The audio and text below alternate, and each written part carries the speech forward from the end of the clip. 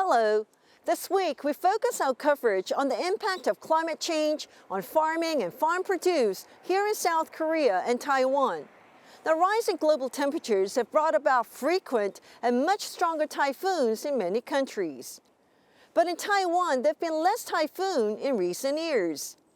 Instead, certain parts of the island have experienced drought, the worst in over half a century, and it's hurting farmers the most.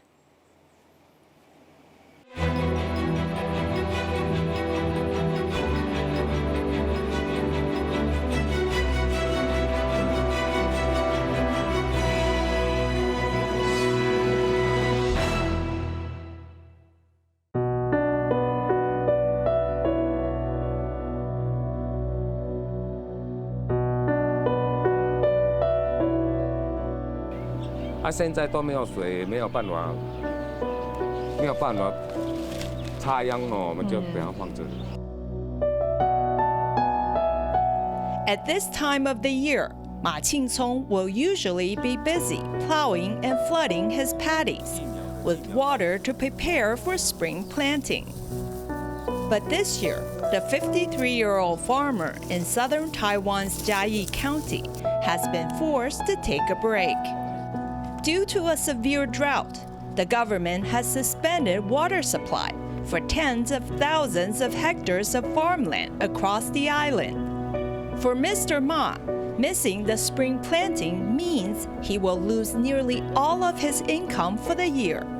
这样你看这样子会不会心情很不准？心情不准也没有办法。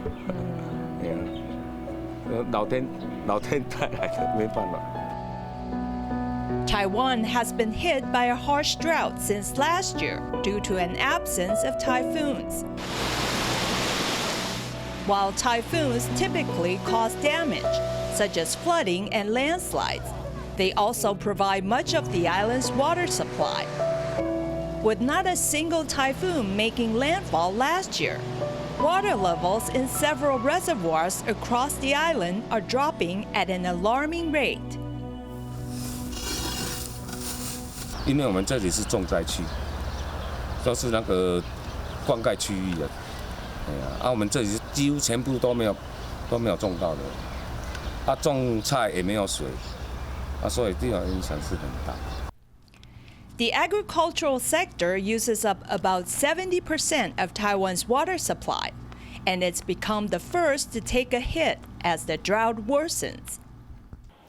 Irrigation in paddy fields here in Jiayi has been suspended early this year because of severe drought. It's believed to be the worst in 56 years due to lack of typhoon. Authorities now fear that the dry season could persist until May.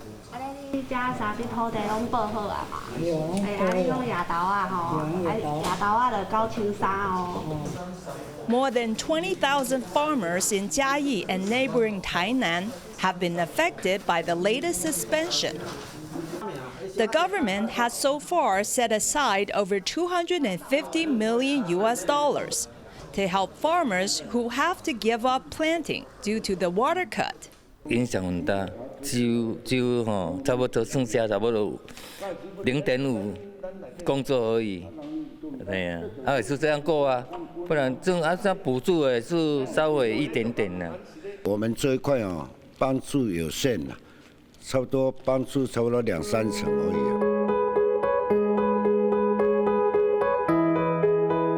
Since last year, more than 70,000 hectares of farmland, which account for about 10% of the island's total irrigated fields, have to stop planting to conserve water for industrial and household usage. Some local climate scientists blame the rising global temperature for Taiwan's water shortages in recent years. Taiwan has historically seen 3 or 4 typhoons a year, but since 2010, the number making landfall has fallen to 2.5 a year on average.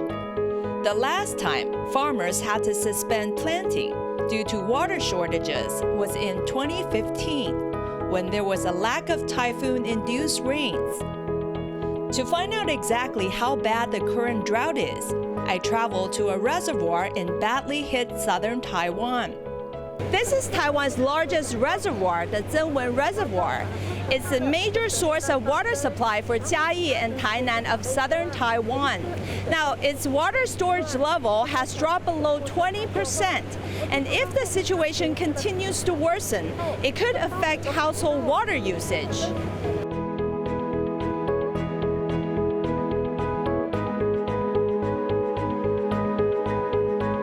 At the downstream of the reservoir, layers of rock that used to be submerged underwater are now exposed.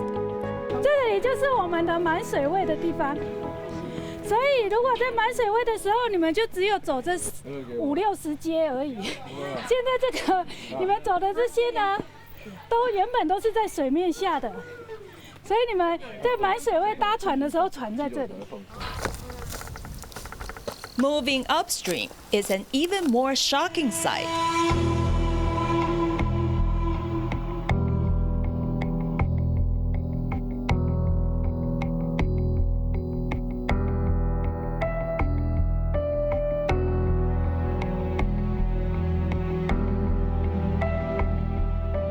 About 2.1 million people in Jiayi and Tainan rely on the reservoir for water, and they can only hope that it will not run dry completely before the rainy season arrives in summer. Meanwhile, the drought is beginning to affect other parts of the island, where industrial and household water pressure has to be reduced at night to conserve water. Taiwan's Water Resource Agency, however, says the situation is still under control. 透过这样的一个调度，到目前为止，我们相当的供水都能够维持稳定。那节约下来的水资源，是为了要满足民生跟产业用水。Mr. Wang says suspending irrigation is just one of the many steps that the agency is taking. It has also tapped on underground and recycled water to ensure water supply. 我们已经把有157口的战备水井跟自来水供水系统已经衔接了。那夜间的减压供水可以让我们自来水管线因为压力的减少，在夜间压力的减少，节省大概3%的这样的一个水量。Over the longer term, the government plans to build 3 more reservoirs in Tainan, Miaoli, and New Taipei City to boost the island's rainwater retention rate. Taiwan's annual rainfall average over 2,000 millimeters, but about 80% of the rainwater gets washed out into the sea. Although critics say if the number of typhoons reaching Taiwan continues to decline due to climate change, building more reservoirs may not solve the problem. But if climatologists are right, this dry season may not be the worst yet for Taiwan's farmers.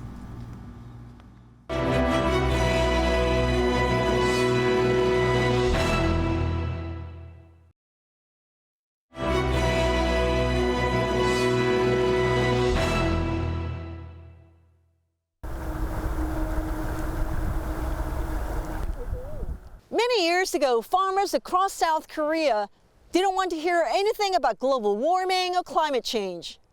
At that time, they probably thought that they wouldn't have to deal with these issues, at least during their lifetime. But now they realized this is a serious issue, and they need to deal with it immediately because their crops are being affected. Won-yeol comes here often to check on his crops.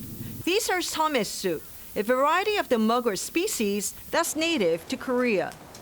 Mr. Pei is attached to them because it's a new breed that he created many years ago. This rare breed is exclusively cultivated in the southern county of Namhae.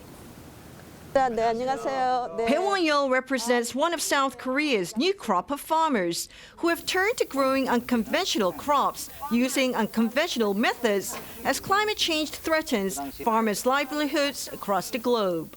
환경 변화에 의해서 갑자기 비가 많이 온다든지 한때는 또 비가 적게 온다든지 날씨가 갑자기 추웠다든지 이 한우를 선택한 이유는 아까 말하는 일조량도 조절할 수 있고 안에 있는 환경 자체의 습도하고 온도를 조정할 수 있게끔. Unlike the normal mugwort that can grow easily in most weather, Mr. Pez says his mugwort is very sensitive to weather conditions and has to stay in the greenhouse most of the time. In Korea, mugwort is regarded as a healing herb for its antibacterial, antifungal, and skin protective properties.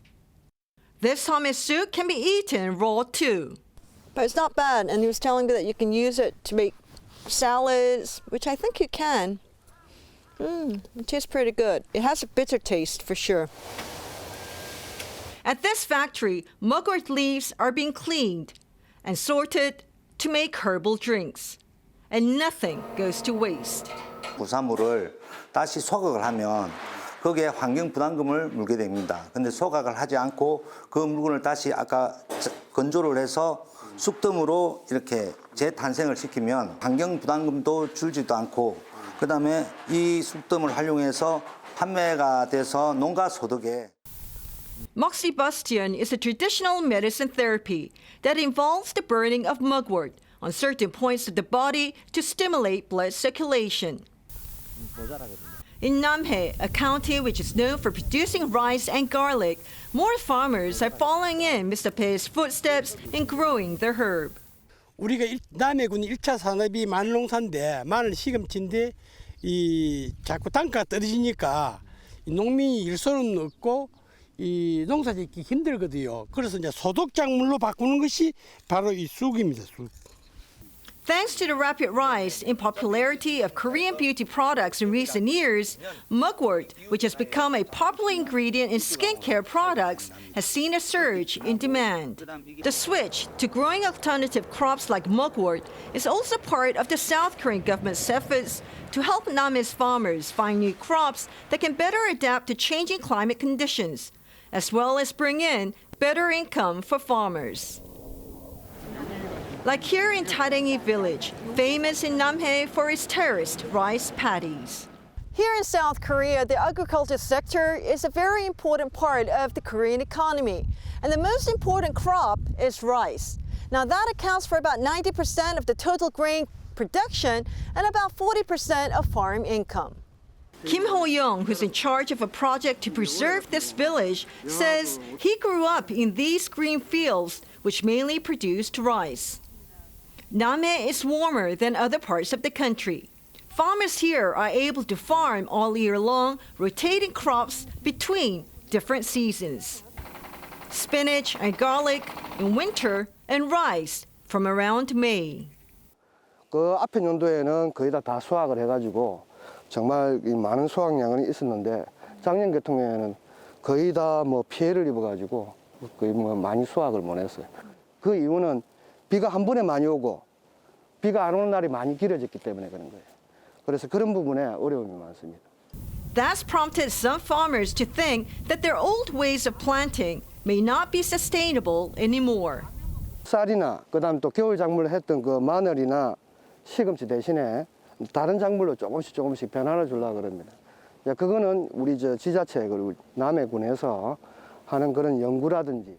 When South Koreans talk about making changes, the last place they expect that to happen is here in Andong, the capital of North Gyeongsang Province.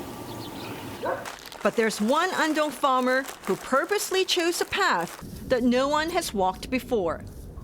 Hwang Seung-gon took a risk more than 10 years ago when he came up with the idea of growing papayas and bananas, unthinkable in a country with 4 seasons. His trick is these heated greenhouses. Oh, wow. 19.7도 온도 계획이 있습니다. Wow, look at this place. It's amazing. It looks like I'm in the middle of a forest or something. And the temperature here shows 29.7 degrees. But this place is nearly 30 degrees, and so I think first I need to take my coat off. I'm just so hot.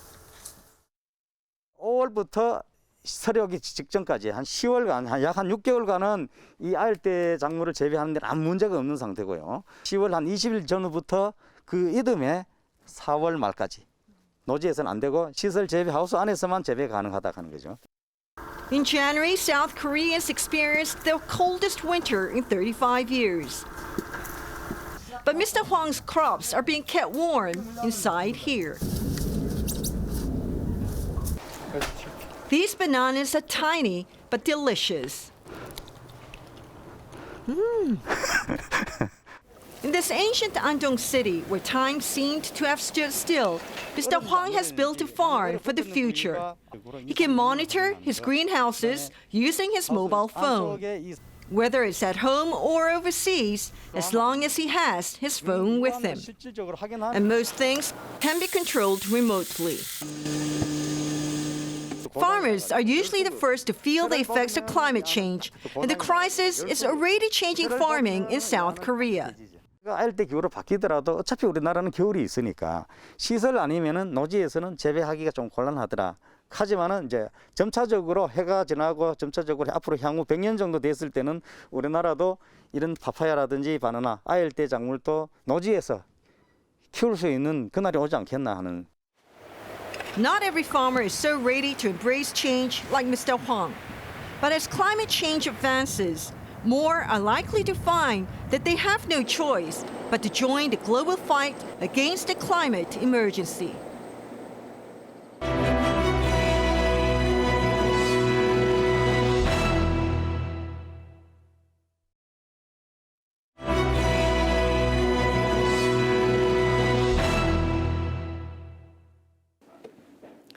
In the Philippines, its longest mountain range, the Sierra Madre, is suffering degradation. Efforts are underway to restore the forest cover, but there's a long way to go. Meantime, heavy downpour would spell a disaster for the people living in the surrounding regions. The majestic Sierra Madre, Philippines' longest mountain range.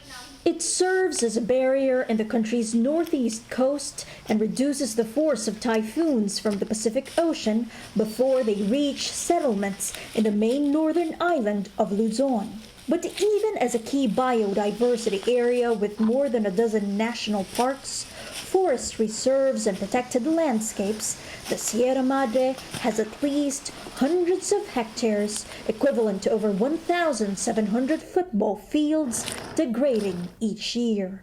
We're here near the border of two watersheds critical to flood control in Metro Manila and its neighboring areas. This watershed, called the Upper Marikina River Basin, serves as a catch basin for rainwater. Now, the more degraded it is, meaning the less trees and biodiversity, the less capacity it has to hold water. Forest rangers say reckless human activities like illegal logging and quarrying are rampant in this watershed in the Sierra Madre. Other activities like slash and burn farming and charcoal making are prohibited in a protected landscape like this.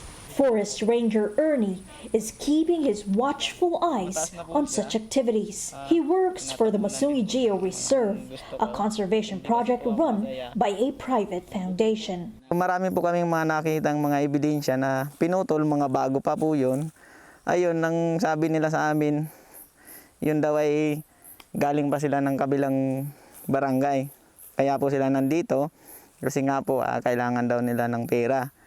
Ngayon, ang sabi naman po namin, yung ginagawa po ninyo, masisib nga po yung pamilya nyo, pero marami pong mga tao ang madadamay dahil po yan sa kagagawaan din ng pagpaputol nyo. Dahil katulad na lang po yan, marami po sa atin na dumadaan ng mga bagyo, mga sakuna. Ernie chose this job, he says, largely because of his experience with disasters in his home region of Bicol, where a typhoon destroyed their family home in 2009. Storms most frequently make landfall on Bicol. But research by the Harvard Humanitarian Initiative in late 2020 shows 38% of residents in Bicol have never heard of climate change, the highest in the Philippines. Climate activist Yeb Sanyo says it's crucial to raise awareness on climate change. Bicol is always hit by extreme typhoons, intense typhoons, and it's quite a puzzle for us. It's surprising that many people in the Bicol region are not aware of climate change. The Philippines is hit by an average of 20 typhoons each year, and the need for constant rebuilding and rehabilitation after each typhoon season creates a cycle of poverty for the most vulnerable.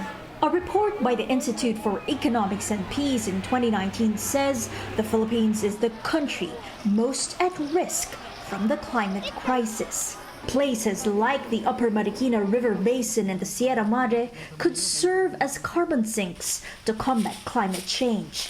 But conserving forests is not as simple as planting trees. Conservation also means identifying and prosecuting violators of environmental laws. Conservationist Anne Dumalyang has faced multiple death threats from land grabbers in the privately run conservation project Masungi Geo Reserve within the watershed. She tells me about the time she confronted 8 armed guards who were stationed in an illegally barricaded area in the Geo Reserve. But she knew the stakes were too high for her to crouch down in fear. A retired police general tried to fence off and take possession over portions of the forest land and the reforestation site. His president came over here, tried to talk to us, and basically said that once we go past a certain point, he's not going to hesitate to hunt us down and to kill. Downstream areas like the flood-prone Marikina City and Metro Manila benefit from the Upper Marikina watershed. But climate change and poor urban planning, along with the watershed's degraded natural ability to hold storm water and sink greenhouse gases, lead to worsening floods. The entire ground floor of this rental home was submerged in flood water on November 12, 2020, as Typhoon Vamco struck this area in the riverside city of Marikina in Metro Manila. Water level rose from knee-deep to 2 meters high in a matter of 3 hours, destroying valued possessions and homes and displacing residents for days. Typhoon Vamco alone claimed 100 lives. This resident in Marikina City, Jean Flores, had to evacuate her entire family from their small rental space that was completely submerged in flood water, sleeping for 2 nights at their relatives' jeepney parked on an elevated road. Bali, ito nga po, halos yung baha, ito, maabot po dyan sa kisame. Talagang sinagad niya yan. Yan, dyan po, ayan, halos sinayos pa nga namin ito bago sana magpasko, kaya lang wala. Mabot po dyan. Hanggang dito sa amin, ito. Yan, taga sinipsip yan, hindi namin talaga inasahan.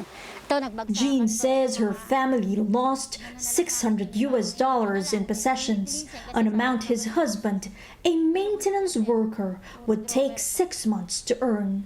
It is for people like Jean Flores that environmental advocates put their lives on the line. Things that seemingly happen in the forest are interconnected with lives of people in the city.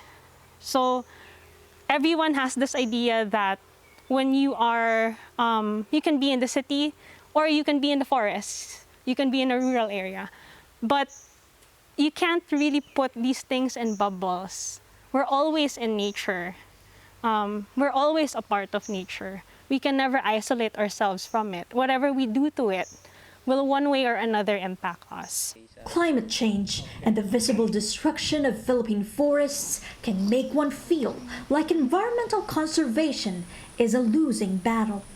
But the battle is fought in the strong belief that human lives are intrinsically linked to the state of the natural world.